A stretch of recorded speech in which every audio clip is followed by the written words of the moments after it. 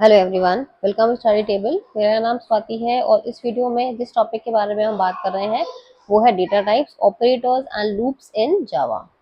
ठीक है। सो जब कभी भी हम किसी भी प्रोग्रामिंग लैंग्वेज में कुछ भी वेरिएबल स्पेसिफाई करते हैं जिसके अंदर हम कोई वैल्यू डालना चाहते हैं,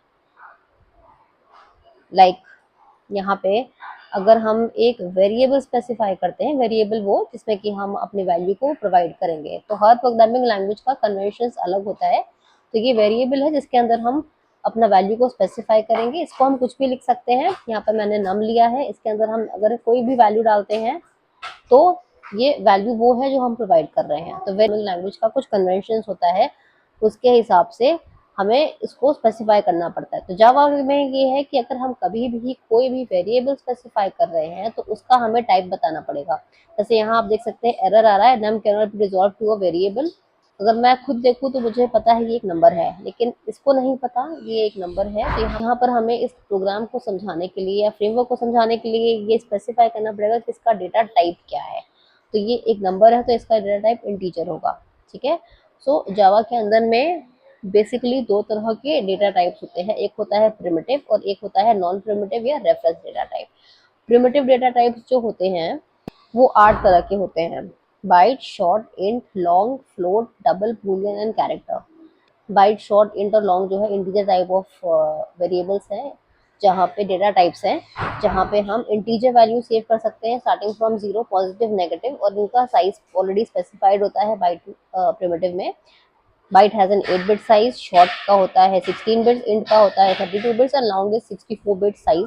इसका मतलब 8 बाइट्स या 64 बिट्स का साइज होता है। तो it can only save data as long as 8 bits long, positive, negative, starting from zero.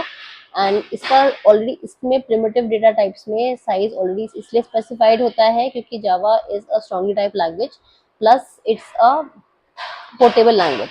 तो स्ट्रांगली टाइप लैंग्वेज का मतलब है ये है कि अगर जब कभी जो हमने पहले अभी देखा कि अगर हम कोई भी यहाँ पर वेरिएबल स्पेसिफाई करते हैं तो हमें इसका टाइप स्पेसिफाई करना पड़ता है।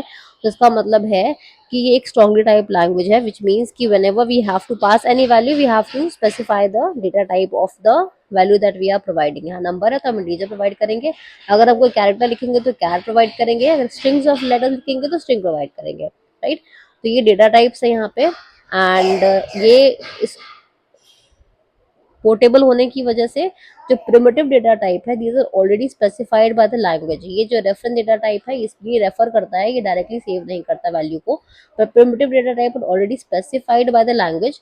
तो इसका जो साइज है वो फिक्स होता है, क्योंकि पोर्टेबिलिटी में अगर जब कभी भी हम किसी दूसरे लैंग्वेज में या किसी दूसरे सिस्टम में अगर अपने प्रोग्राम को रन करें तो वहाँ कोई इश्यूज ना आए स्पेस को लेकर के या कंपैटिबिलिटी को लेकर के। सो इसीलिए primitive data types are already specified कि इनकी साइज क्या हो सकती है। फ्लोट एंड डबल के अंदर में हम डेसिमल वैल्यू सेव कर सकते हैं, boolean is for true and false and character is for saving single characters A B C anything. Okay.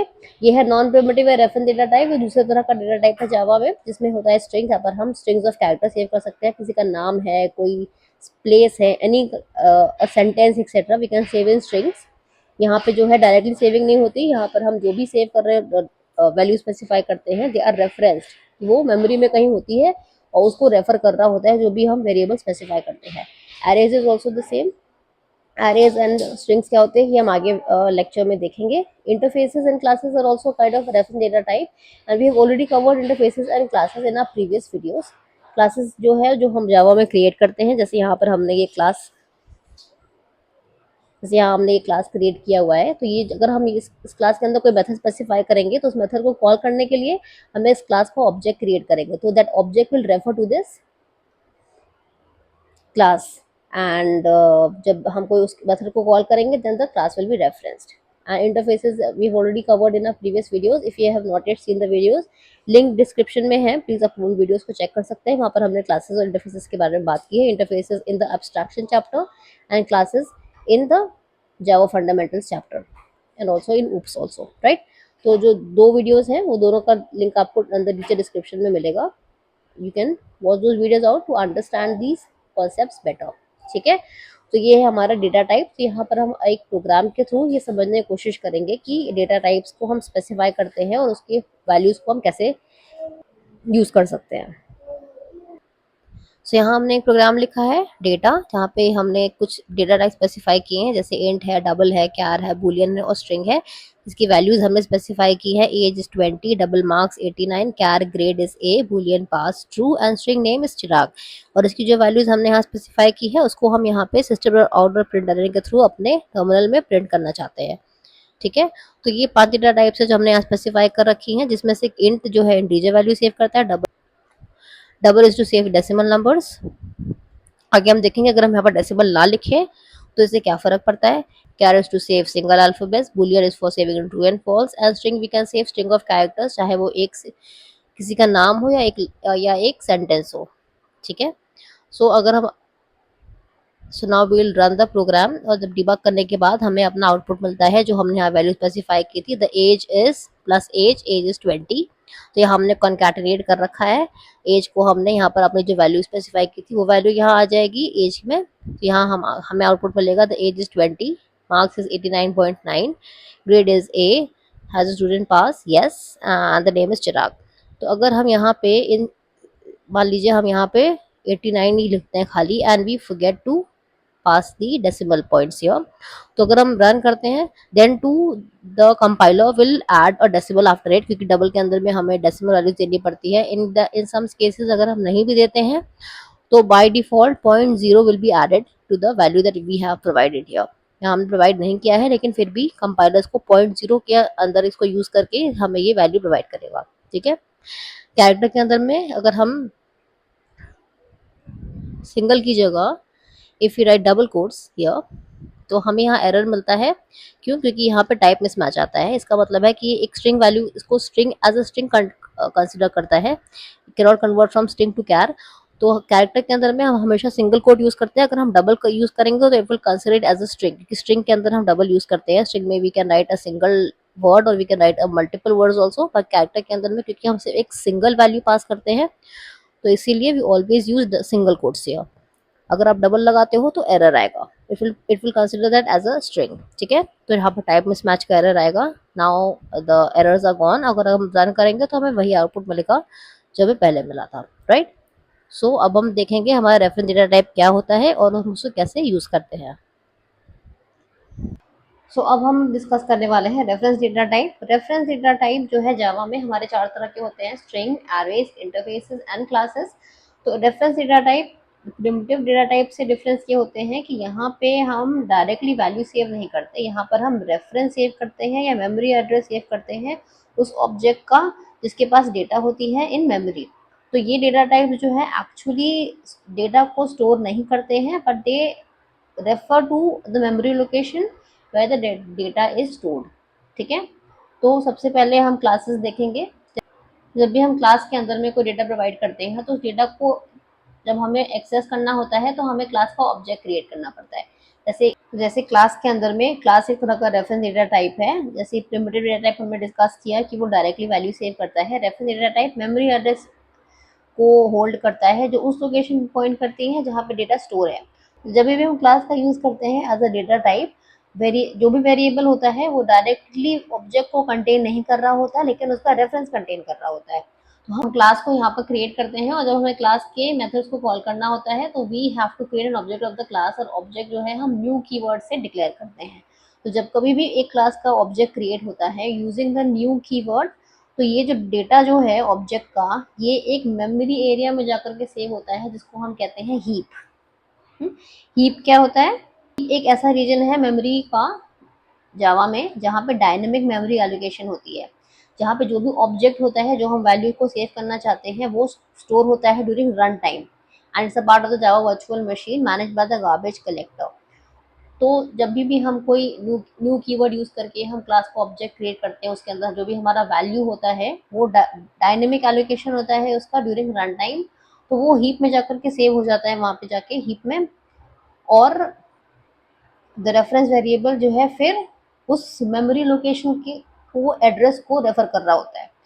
तो मल्टीपल रेफरेंस वेरिएबल्स जो है multiple reference variable same object को भी पॉइंट आउट कर सकते हैं कि अगर मान लीजिए यहाँ पर कई सारे मेथड्स हैं एंड एक सिंगल ऑब्जेक्ट है तो मल्टीपल वेरिएबल्स भी जो है सेम ऑब्जेक्ट को रेफर कर सकते हैं इन जावा। तो यहाँ पर ये प्रोग्राम है जहाँ पे हमने एक क्लास लिया है और उस क्लास के अंदर में वही एक मेथड के अंदर में we have declared a few variables और हम उसके वैल्यू को यहाँ पर प्रिंट कर रहे हैं, ठीक है। And the class is close here. यहाँ पर एक दूसरा क्लास क्रिएट किया है जिसके अंदर मेन मेथड में हम इस क्लास को यहाँ कॉल कर रहे हैं और यूजिंग न्यू कीवर्ड हमने इसका एक ऑब्जेक्ट क्रिएट किया है। तो ये जो इस ऑब्जेक्ट के अंदर में हमारा जो डेटा होगा वो डायरेक्ट सेव नहीं होगा, बल्कि it will be saved in the heap which will be referenced which will be referred by this d।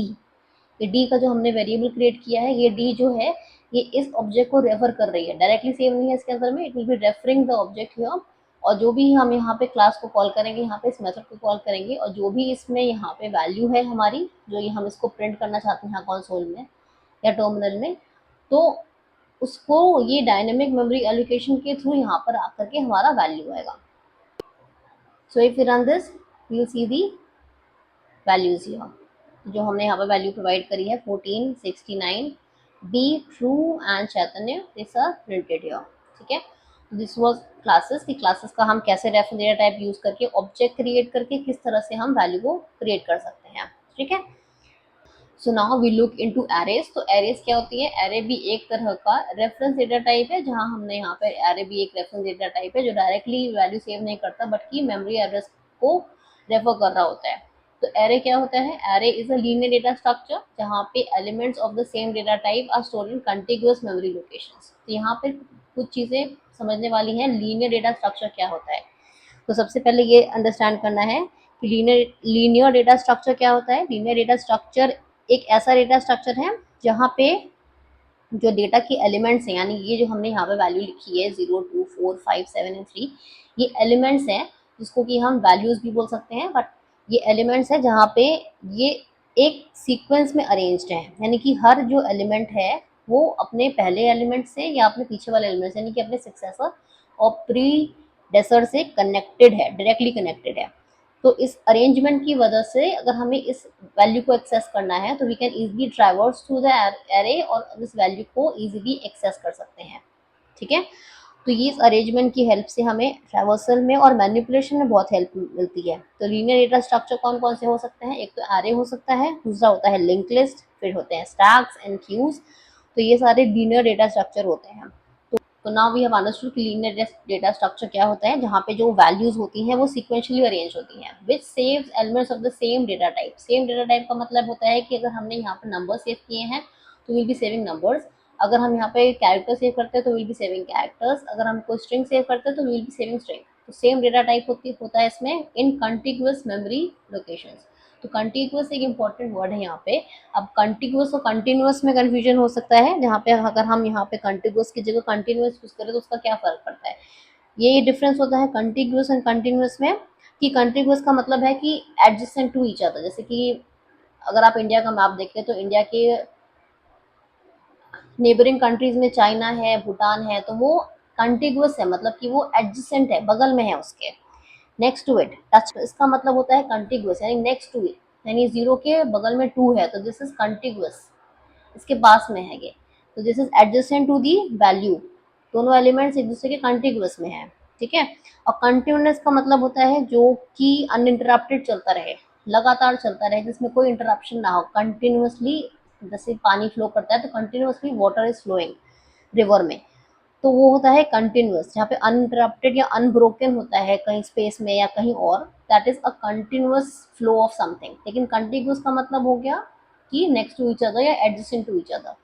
तो यहाँ एरेज में जो डेटा टाइप होते हैं they are saved in continuous memory locations, मतलब कि नेक्स्ट टू ईच अदर। Location जो मेमोरी की लोकेशन होती है वो एक दूसरे के अगल बगल में होती है, कहीं एक इधर है एक दूसरी उधर है, ऐसा नहीं।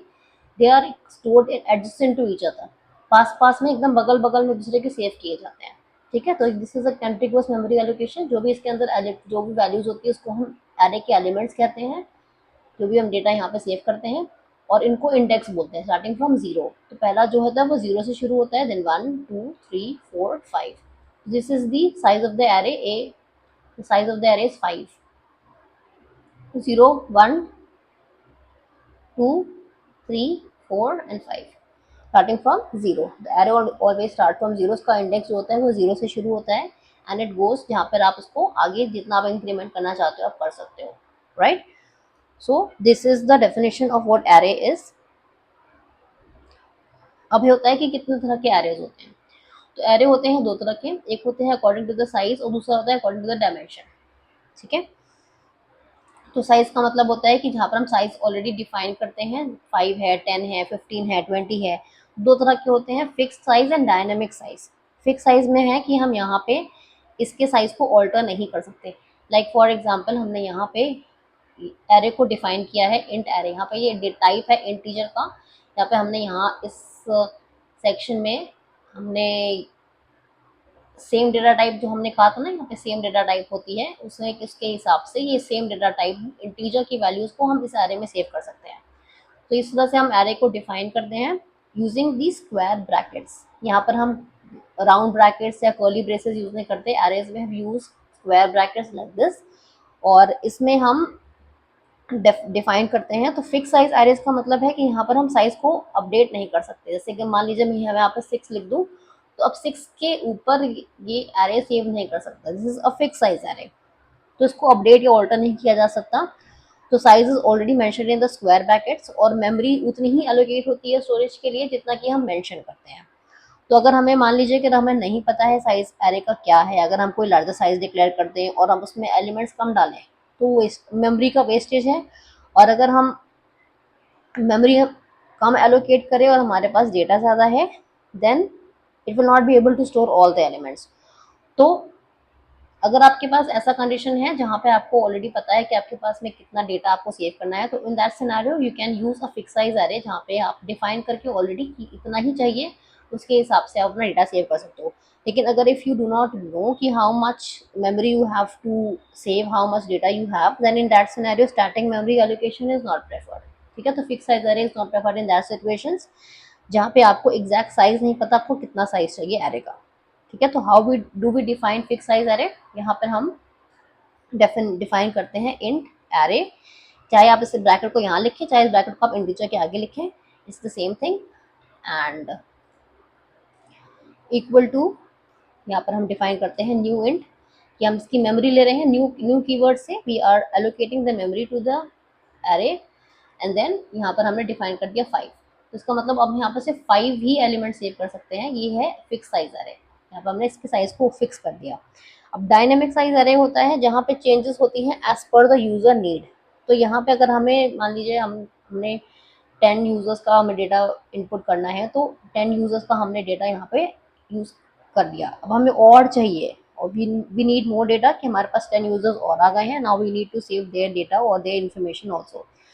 तो उस केस में डायनेमिक साइज एरे हम यूज कर सकते हैं, जहाँ पे यूजर की रिक्वायरमेंट के अकॉर्डिंग हम साइज को छोटा या बड़ा कर सकते हैं। वी कैन ऐड और remove the elements as per the need.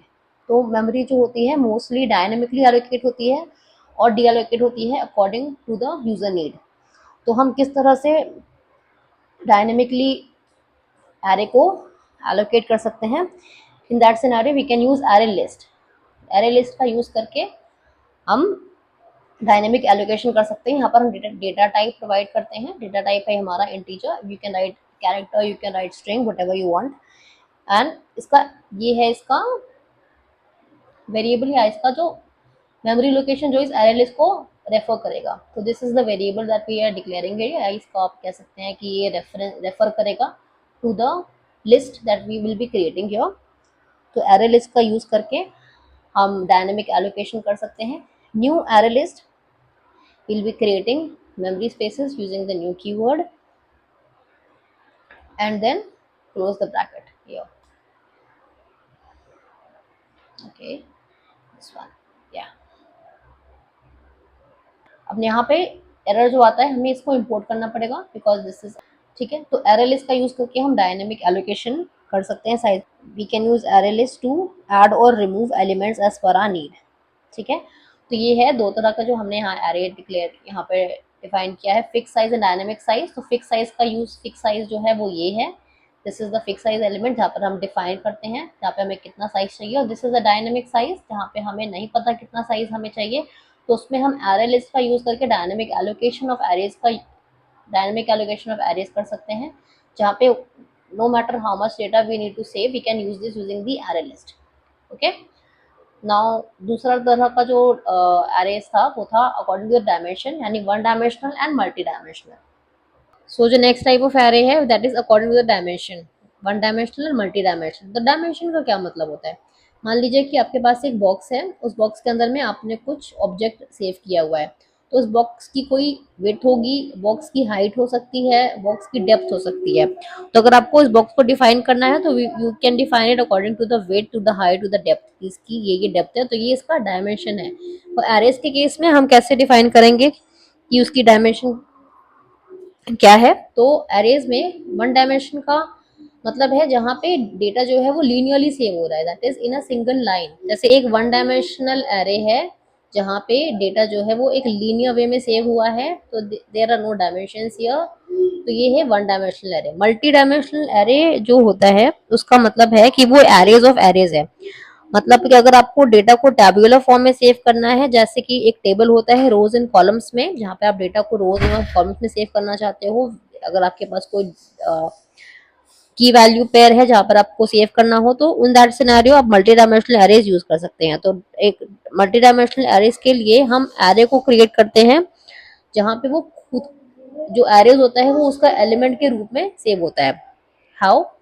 जैसे यहाँ पे हमने इसको डिफाइन किया, तो हम यहाँ पे टू डायमेंशनल एरे क्रिएट कर रहे हैं। We are creating two square brackets here, जिसका मतलब है कि ये एक टू डायमेंशनल एरे है।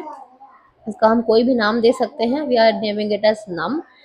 एंड यहाँ पे हम पहले एक कर्ली ब्रेसेस लेकर के, और हर जो दूसरा एरे है उसको हम as a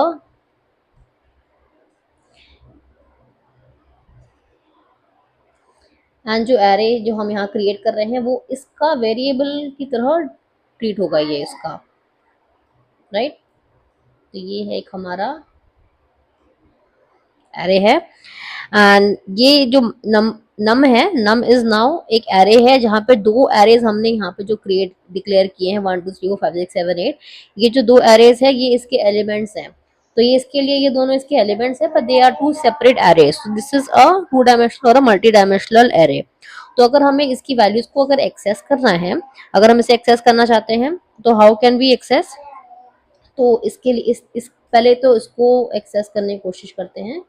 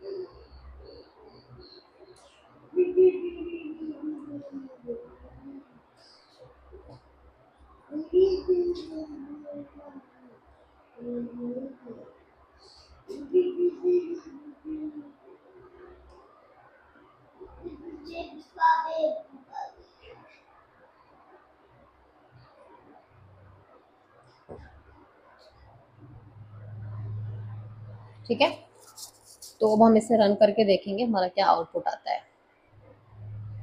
the value is 4, यहाँ पर 4 लिया है इसने, 8 लिया, यहाँ पर हमने द वैल्यू इज नहीं लिखा है।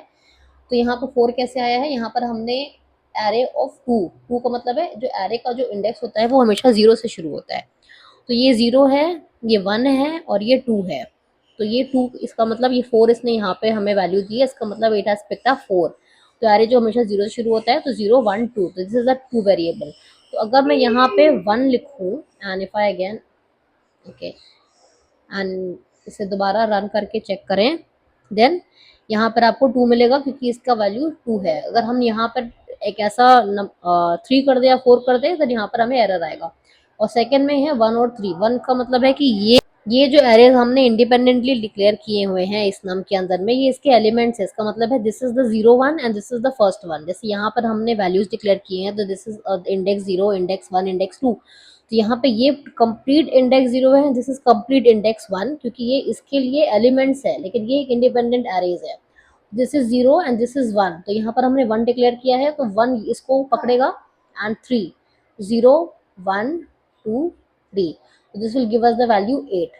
क्योंकि 1 मतलब कि ये दूसरा वाला एरे और इसकी थर्ड वैल्यू, थर्ड मतलब कि 0 1 2 3, तो यहाँ पर हम इसने हमें 3 दिया है। अगर मैं यहाँ पर 4 प्रोवाइड कर दूँ जो कि यहाँ पर है ही नहीं, क्योंकि यहाँ कोई फिफ्थ वैल्यू नहीं है, तो इसको अगर हम एरर, तो यहाँ पर हमें एरर आएगा इंडेक्स आउट ऑफ बाउंड्स, क्योंकि यहाँ पे एरे 4 है ही नहीं, कोई यहाँ पे कोई फोर्थ वैल्यू नहीं है, 0 1 2 3 4 यहाँ पे कोई फिफ्थ वैल्यू नहीं है, तो यहाँ एरर आएगा। तो this is how we can access the values, जहाँ पर हमें इसका इंडेक्स बताना होता है। Index always starts from 0 and goes from 0 1 2 जो भी आपका वैल्यू होता है। तो अगर आपने एक ऐसा वैल्यू प्रोवाइड किया है जो उस एरे के अंदर नहीं है तो आपको एरर आएगा, अदरवाइज द डेटा जो भी वैल्यू होगी वो प्रिंट होगी। और मल्टी डायमेंशनल एरेस के अंदर में जो भी हम यहाँ पे एरे साइज या जो भी आप वैल्यू सेव करते हो, ये जो वेरिएबल होता है इसके लिए एलिमेंट ही होता है। तो this will be treated as 0, this will be treated as 1, या अगर कोई और एरे में यहाँ डिक्लेयर कर दूँ यहाँ पर इसकी ब्रैकेट यूज करके, देन वो 2 हो जाएगा। तो यहाँ पर अगर मैं उसको एक्सेस करना चाहूँ तो आई बी एडिंग 2 हियर, और जो भी हमारा इंडेक्स होगा उसका हम यहाँ पे वैल्यू देंगे, तो will be getting the value, right. So this was about arrays, कि आप कैसे एरे को यहाँ पे डिक्लेयर कर सकते हैं और उसकी वैल्यूज को कैसे एक्सेस कर सकते हैं, राइट। अब हम कवर करेंगे ऑपरेटर्स। तो ऑपरेटर्स क्या है? ऑपरेटर्स वो हैं जो ऑपरेशंस परफॉर्म करते हैं जावा में वेरिएबल्स और वैल्यूज के ऊपर में। कई सारे ऑपरेटर्स हैं जो हम जावा में यूज करते हैं, जैसे अरिथमेटिक ऑपरेटर है, असाइनमेंट ऑपरेटर है, कंपैरिजन ऑपरेटर्स है। असाइनमेंट अरिथमेटिक ऑपरेटर में मैथमेटिकल कैलकुलेशंस हम करते हैं, जैसे कि एडिशन है, सब्सट्रैक्शन है, मल्टीप्लिकेशन, डिवीजन, मॉड्यूलो, जो हमें रिमाइंडर देता है अगर हम उसको किसी चीज को डिवाइड करते हैं, इंक्रीमेंट और डिक्रीमेंट। ओके, ये होता है हमारा arithmetic operators. Then we have assignment operators. Assignment operators में हम असाइन करते हैं वैल्यूज को वेरिएबल्स में, जैसे हमने नंबर इज इक्वल टू 10 या name is equal to some name, तो वहां पर हम उसको असाइन करते हैं वैल्यूज को वेरिएबल्स के ऊपर में। और असाइनमेंट ऑपरेटर होता है सिंपल असाइनमेंट है, जहाँ ऐड करके असाइन करना है, जैसे a is equal to A plus 1, तो a प्लस इक्वल टू 1 लिखते हैं, तो यहाँ ऐड करके असाइन होता है। subtract and assign, multiply and assign, divide and assign, modulo and assign, etc. इसके बाद में and then we also have comparison operators में, जहाँ पे हम वैल्यूज को कंपेयर करते हैं, जैसे कि इक्वल टू है, नॉट इक्वल टू है, less than, greater than, equal to, less than, equal to. तो ये तरह के ऑपरेटर्स होते हैं। And there are also logical operator, जहाँ पे हम एंड या और या नॉट का यूज करते हैं। दैट सो इन ऑपरेटर्स को हम कैसे यूज करते हैं दिस। ओके, सो ये एक सिंपल प्रोग्राम है जहाँ पे हमने दो वैल्यूज ली हैं a एंड b। a की वैल्यू 5 है, b की वैल्यू 3 है, और यहाँ हम अरिथमेटिक ऑपरेशंस कर रहे हैं, एडिशन है, सब्ट्रैक्शन है, मल्टीप्लिकेशन है, डिवीजन है, मॉड्यूलस है। ओके, सो ये दो वैल्यूज के ऊपर में यहाँ पे हमें इसका रिजल्ट मिलेगा। मॉड्यूलस में we will divide the value of a, और जो रिमाइंडर आएगा वो आंसर आएगा हमारा। तो अगर हम इसको डिबग करते हैं, then we'll get the output as addition is 8, 5 plus 3 is 8 है, subtraction is 3, multiplication is 15, 5 into 3, division is 1, क्योंकि ये हमें क्वोशंट देगा 5 divided by 3, तो यहाँ हमें जो उसका क्वोशंट मिलता है वो 1 है। यहाँ पर 2 है क्योंकि रिमाइंडर देता है हमें, मॉड्यूलस में हमें रिमाइंडर मिलता है, तो अगर हम 5 को 3 से डिवाइड करते हैं तो रिमाइंडर 2 बचेगा, तो इसका 2 आंसर है यहाँ पे। और also it was plus plus, तो अगर हम यहाँ पे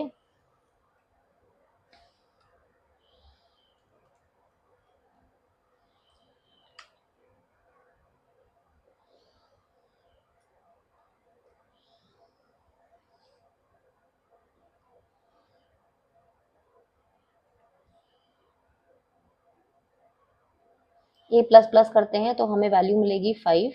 यहाँ हमने प्लस प्लस किया है, अगर हम पहले प्लस प्लस ए लिख रहे हैं तो हमें वैल्यू 6 मिलती है, क्योंकि पहले इंक्रीमेंट करेगा उसके बाद वैल्यू को यहाँ पर पुट करेगा, तो यहाँ 5 है, तो प्लस प्लस में ये पहले ऐड करके 1 ऐड करके इसके साथ में हमें 6 मिलेगा। अगर हम ए प्लस प्लस करेंगे तो वैल्यू 5 ही रहेगी।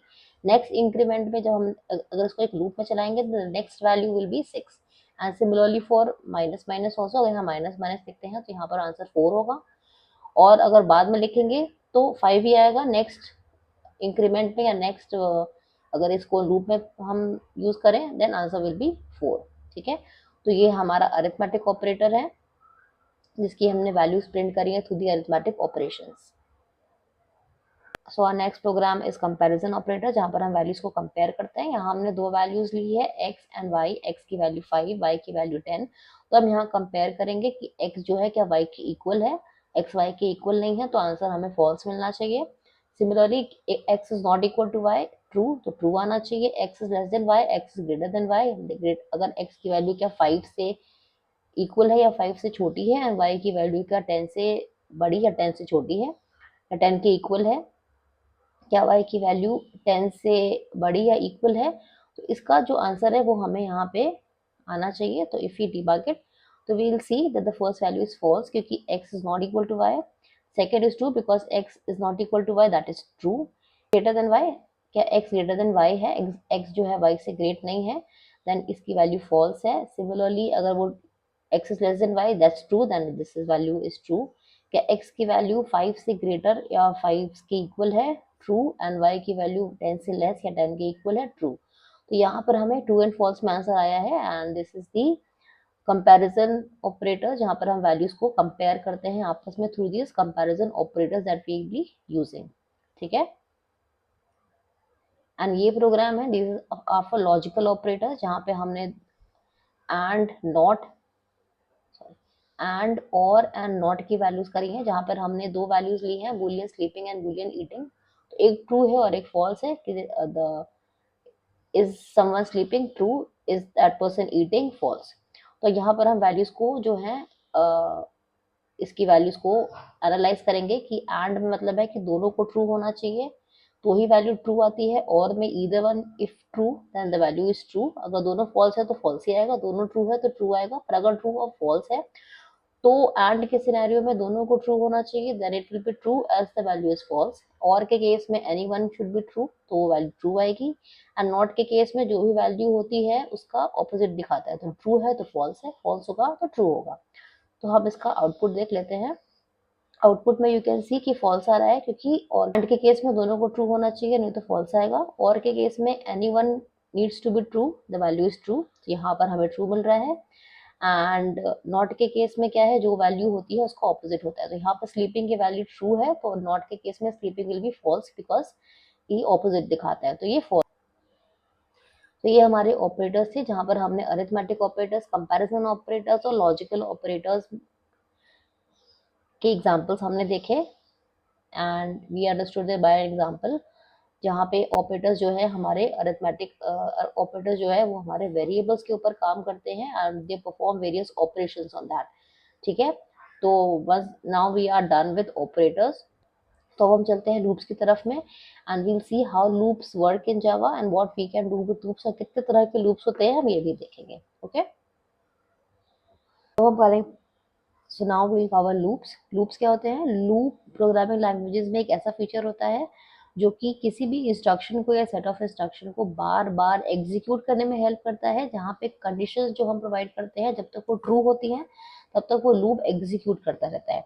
तो एक ही चीज़ को हम बार बार उसको एग्जीक्यूट करें या बार बार एक्सेस करने के लिए उसे बार बार लिखें या बार बार रन करें, तो लूप की हेल्प से ये चीज़ ईजी हो जाती है कि जो इंस्ट्रक्शंस होते हैं वो रिपीटेडली एग्जीक्यूट होते रहते हैं जब तक कंडीशन ट्रू है।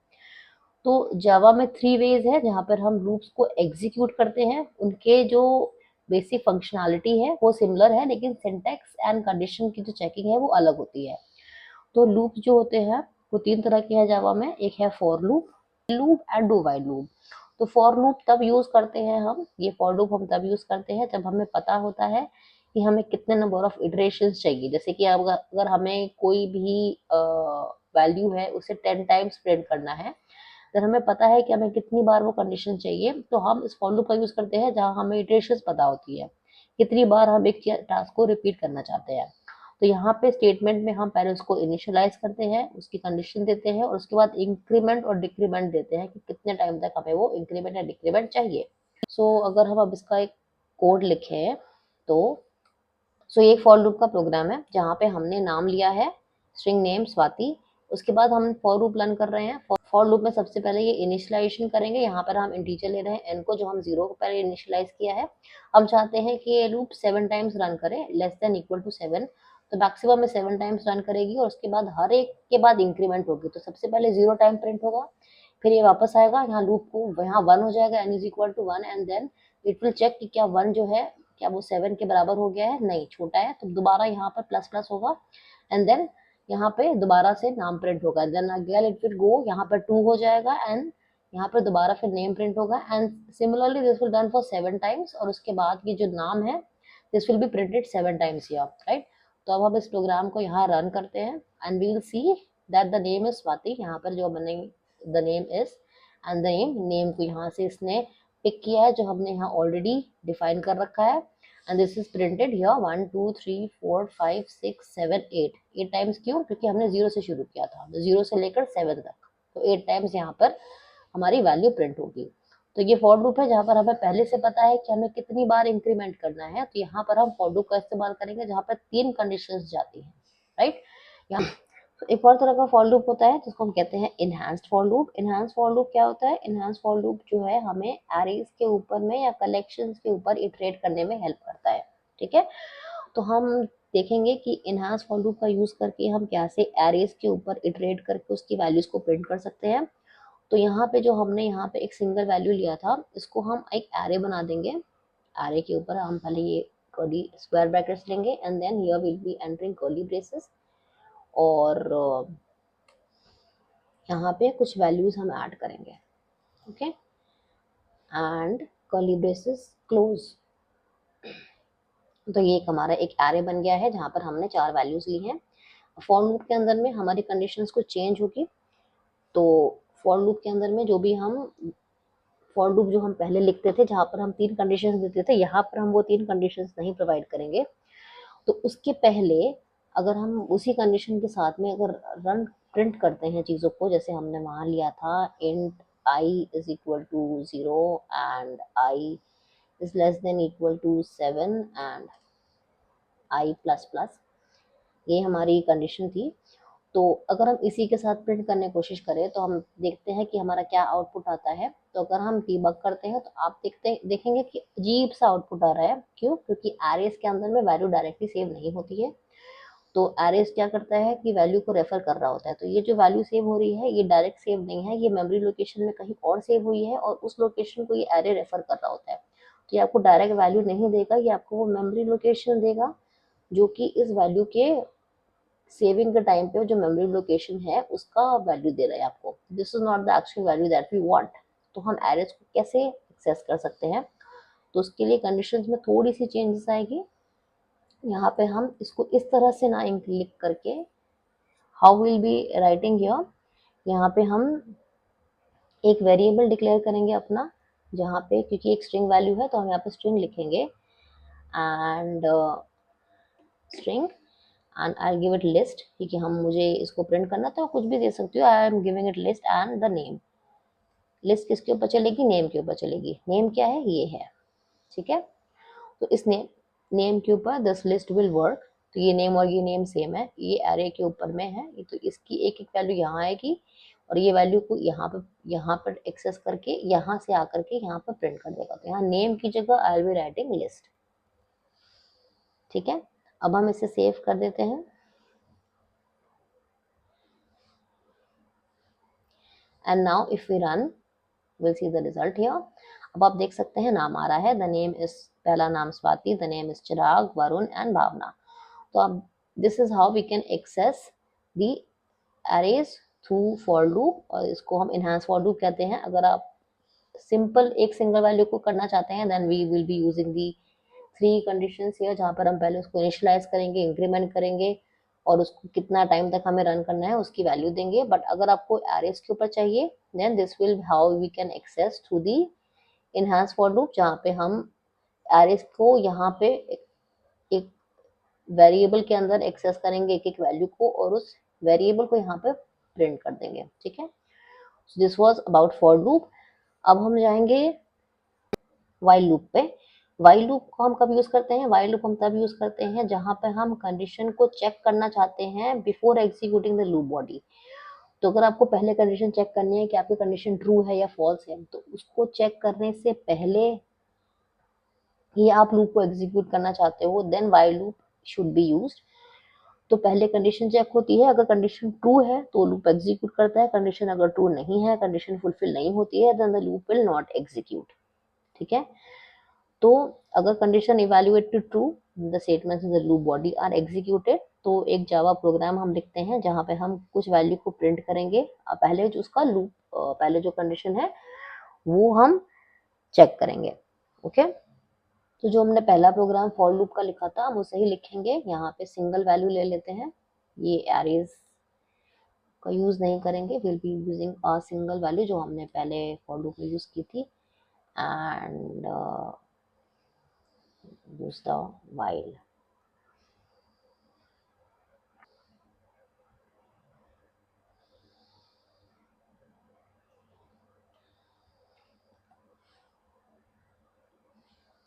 उसके पहले हम यहाँ पे कंडीशन को, तो हम यहाँ वाई लूप में इंट आई भी लिख सकते हैं, int i is less than equal to 10, पर यहाँ पर हम आई को पहले इनिशियलाइज करेंगे कि उसकी वैल्यू पहले 0 है, और हम इसको फिर इस लूप में चलाएंगे कि जब तक कि 10 नहीं होती है तब तक की कंडीशन चलती रहेगी। ठीक है, यहाँ पर हम प्रिंट करेंगे द नेम इज नेम, यहाँ में नेम प्रिंट करना है, और उसके बाद में हम यहाँ आई की वैल्यू को इंक्रीमेंट करेंगे, क्योंकि अगर हम ऐसा नहीं करते हैं तो ये इनफाइनाइट लूप बन जाएगा जो कभी खत्म ही नहीं होगा। तो okay, let's run this to check. तो आप देख सकते हैं ये एक इनफाइनाइट लूप बन गया। अगर हम यहाँ आई प्लस प्लस नहीं यूज करते हैं, गलती से अगर मान लीजिए हमने नहीं लिखा, तो ये एक इनफाइनाइट लूप बन जाएगा जहाँ आई की वैल्यू 0 है और आई की वैल्यू 10 तक चलेगी, पर क्योंकि लूप इंक्रीमेंट ही नहीं हो रहा है तो एक कंडीशन हमेशा ट्रू ही रहेगी, and this will become an infinite loop जो प्रिंट होता ही रहेगा। ठीक है, तो इसको हमें इस लूप से बाहर आना होगा। ठीक है, एंड नाउ हम इस लूप को इंक्रीमेंट करेंगे I plus plus. Now we'll save this again, और अब हम इसे रन करें तो अब आप देखेंगे कि now we'll get the values from 0 to 10, यानी 11 टाइम्स हमें ये वैल्यू मिलेगी। तो दिस वाज फॉर लूप जहाँ पे कंडीशन पहले चेक हो रही है। तो यहाँ पर हम पहले इसको इनिशियलाइज करेंगे, यहाँ पर हम कितने टाइम चाहते हैं कि ये लूप चले वो प्रिंट करेंगे। पहले एक कंडीशन इवेल्युएट होगी, अगर ट्रू है तो ये जो स्टेटमेंट है ये एग्जीक्यूट होगा, उसके बाद हम इसे इंक्रीमेंट करेंगे या डिक्रीमेंट करेंगे बेस्ड ऑन आवर कंडीशंस, और फिर उसके बाद में दोबारा आएगा, दोबारा ये यहाँ पे लूप में कंडीशन को चेक करेगा। अगर कंडीशन इसको ट्रू मिलती है then the statement will execute, else it will not execute. ठीक है, so this was about while loop. And the third type of loop is do while loop, जहाँ पे इंश्योर होता है कि कोड ब्लॉक कम से कम एक बार एग्जीक्यूट हो जाए जब बिफोर चेकिंग द कंडीशन। तो व्हाइल लूप और डू व्हाइल लूप में ये फर्क है कि व्हाइल लूप में पहले कंडीशन को चेक करते हैं उसके बाद स्टेटमेंट एग्जीक्यूट होती है, लेकिन डू व्हाइल लूप में एक बार लूप चल जाएगा, अगर स्टेटमेंट फॉल्स भी है तो भी एक टाइम तो लूप चलेगा ही चलेगा, और अगर उसको स्टेटमेंट फॉल्स मिल जाती है तो next time the loop will not execute, और स्टेटमेंट ट्रू होता है then the loop will definitely execute. बस यही एक डिफरेंस है व्हाइल एंड डू व्हाइल में, कि व्हाइल में if the statement is false the loop will not execute, but do while में the loop will execute at least once even if the condition is false. ठीक है, इसी programme को हम do while में लिखते हैं, सेम प्रोग्राम को। तो यहाँ पर int i is equal to 0 same रहेगा, यहाँ पर हम वाइल की जगह डू लिखेंगे। ठीक है, तो डू लिख करके will open our curly braces इसके, और उसके बाद में सेम जो स्टेटमेंट है वो डू के अंदर होगा, and I plus plus, and ये जो वाइल है जो हमने यहाँ पे लिखा था इसको यहाँ से रिमूव करके हम डू के एंड के बाहर लिख देंगे कि डू के बाद प्रिंट होगा ये एंड अ सेमीकोलन। ठीक है, तो यहाँ पे क्या फर्क है कि यहाँ पर हमने पहले वाइल लूप लिखा था, जो ये कंडीशन है ये पहले फुलफिल हो रही थी उसके बाद ये स्टेटमेंट एग्जीक्यूट हो रहा था। और डू में हमने पहले डू वाइल में पहले हमने डू प्रिंट किया, तो एक बार ये लूप एग्जीक्यूट होगा फिर ये आएगा ये कंडीशन चेक करेगा। तो अगर यहाँ पे in case the value is 11 the statement is false, तो दोबारा ये लूप एग्जीक्यूट नहीं होगा। ओके, एंड नाउ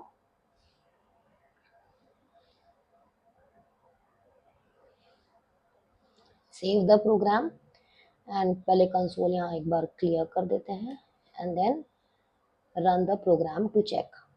तो यहाँ हमने रन किया, will get the same output and 11 times हमें ये आउटपुट मिलेगा। तो अगर इन दिस सिनेरियो मान लीजिए कि मैंने यहाँ पे आई की वैल्यू को 11 कर दिया है, and if I again run this, तो you'll see कि खाली एक बार ये लूप एग्जीक्यूट हुआ है, क्योंकि कंडीशन इज फॉल्स, क्योंकि आई की वैल्यू को हमें 10 तक ही चाहिए, पर हमने यहाँ आई को 11 कर दिया है। लेकिन एक बार ये लूप एग्जीक्यूट होगा, उसके बाद नहीं होगा, क्योंकि condition is false.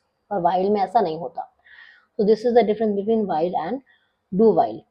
So Java में ये 3 तरह के लूप्स होते हैं, एंड कुछ मिस्टेक्स भी होती हैं लूप्स के अंदर में। जैसे हमने देखा था कि अगर हमने ये इंक्रीमेंट नहीं किया तो ये इनफाइनाइट लूप बन जाता है, और अगर ये इनफाइनाइट लूप चलता ही रहता है, then we have to come out of the infinite loop. तो अगर आप प्रोग्राम लिखते हैं तो इस कंडीशन का ध्यान रखना बहुत इंपॉर्टेंट होता है। और it can be empty loop body, जहाँ पर हमने लूप को लिखा तो है लेकिन हमने उसमें कोई ऑपरेशंस नहीं लिखे हैं, तो इट इज यूजलेस कि हमने लूप को लिखा है, क्योंकि इसके अंदर कोई भी ऑपरेशंस नहीं है जो वो लूप परफॉर्म करेगा।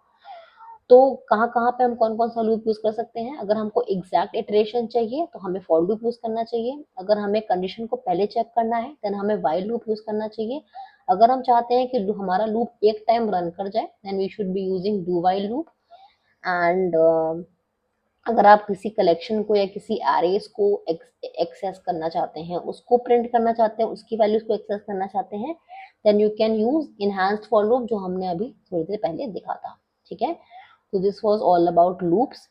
Okay, so we have covered data types, we have covered operators, and we have also covered loops now. This was all for this video. If you found this useful, do not forget to give it a thumbs up, share it with your friends. If you have not yet subscribed to the channel, please subscribe and hit the bell icon so that you do not miss any further update from the channel. Keep learning, keep growing. Thank you very much. I'll see you in the next video.